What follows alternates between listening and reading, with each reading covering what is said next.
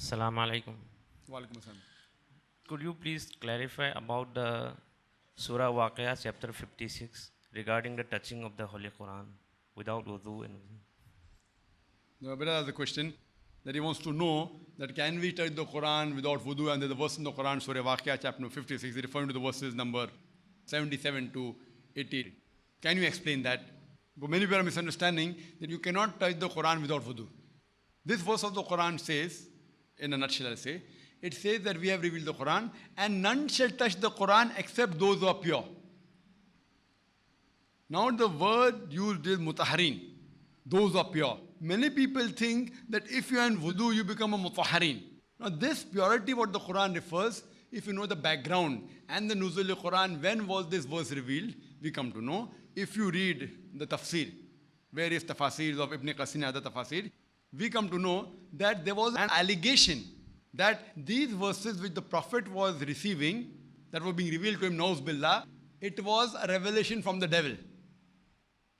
So in reply to this allegation, Allah reveals another verse that none shall touch the Quran except those who are pure. Now this purity, mutaharin, doesn't refer to only bodily purity. It refers to pure in mind, in body, in thinking, absolute 100% masum, which no human being can be. 100%. It is referring to the angels. That no one can touch the Quran except the angels. That means the devil cannot interfere in between. And the Quran referred here is not referring to the Musaf. This is a Musaf, means a copy of the Quran. Talking about the Quran in Loh Mahfuz. As Allah says, about the tablet well preserved. So that Quran, which is in the heaven, tablet well preserved, no one can come close to it, no one can touch except the angels. Mutaharin mention doesn't refer to only bodily purity. Tahara means only wudu, it doesn't refer to that. It refers to absolute purity. And it doesn't refer to this Quran, refers to the tablet well preserved in the heaven. If it refers to this Quran, and it referred to normal wudu, any non-Muslim can go in the market and purchase the Quran for 150 rupees easily and can touch it. That means the Quran will be proved wrong. No one can touch it, I can touch, he'll touch it. So it is nowhere referring to wudu and touching this Quran, referring to the absolute purity and about Loh Mahfuz.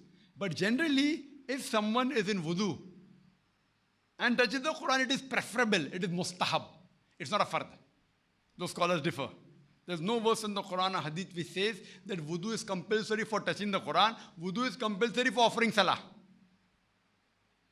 And it was the system of the Prophet. He preferred being in wudu always. So it's not a fard. It's not a requirement you should be in wudu, but it is preferable.